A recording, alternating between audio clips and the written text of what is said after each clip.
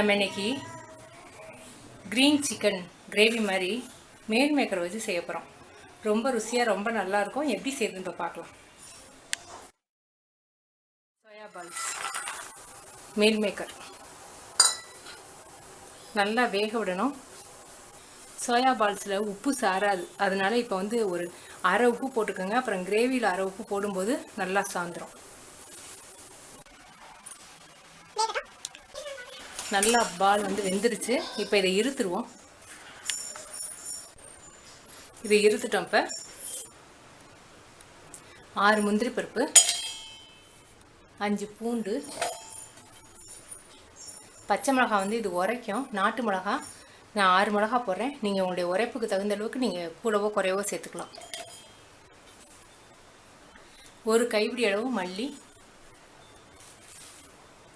புதினா ஒரு கைப்பிடி அளவு, இஞ்சி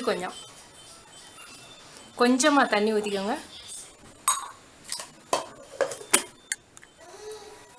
பட்டை, ஒரு கிராம்பு, ஒரு ஏலக்காய், 2 பெரிய வெங்காயம் நறுக்கி வச்சுருக்கேன். கிரேவிக்கு வெங்காயம் நிறைய இருந்தால் தான் நல்லாயிருக்கும்.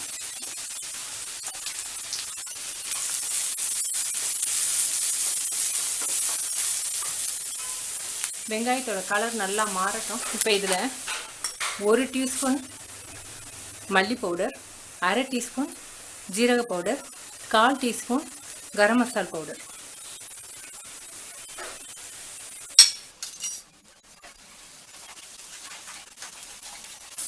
இந்த பொடியோட பச்சை வாடை போகட்டும். லோ ஃப்ளேம்லேயே வச்சு ஒரு 5 நிமிஷம் வைங்க. இப்போ நல்லா வாசமாக அந்த பொடியோட வாசம் வந்துருச்சு. இப்போ நம்ம அரைச்ச விழுது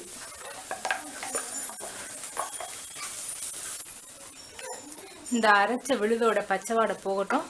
லோ ஃப்ளேம்லேயே வச்சு கொஞ்சம் வேக விடுங்க.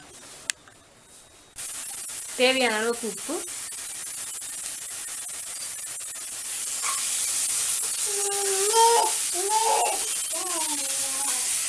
இந்த ஓரத்துலலாம் எண்ணெய் தெளிய ஆரம்பிக்கும் நம்ம ஊற்றிருக்க எண்ணெய். இப்போ வெந்துருச்சு. டேஸ்ட் பார்த்தீங்கன்னா உப்பு காரம்லாம் கரெக்டாக இருக்குது. இப்போ நம்ம வேக வச்சுருக்க மீல் மேக்கர்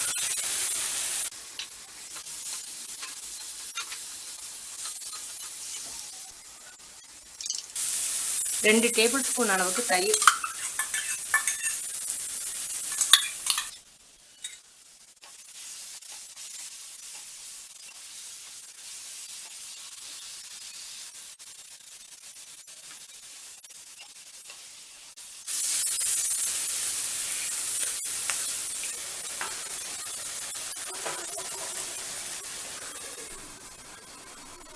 ஒரு 5 நிமிஷம் கொதிக்கட்டும்.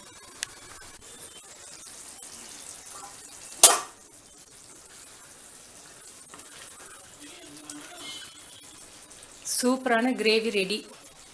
இதே மாதிரி சிக்கன்லையும் செய்யலாம். இது ஜீரா ரைஸ்க்கு ரொம்ப நல்லாயிருக்கும். ஜீரா ரைஸ், புலாவ், அதே மாதிரி சப்பாத்தி, நான், புரோட்டா எல்லாத்துக்குமே ரொம்ப நல்லாயிருக்கும். இதில் இப்போ காரமெல்லாம் கரெக்டாக இருக்குது. உங்களுக்கு காரம் அதிகமாக போயிடுச்சுன்னு நினச்சிங்கன்னா கடைசியாக இறக்கும்போது கொஞ்சம் எலுமிச்சம்பழம் புழிஞ்சு ஊற்றிக்கலாம்.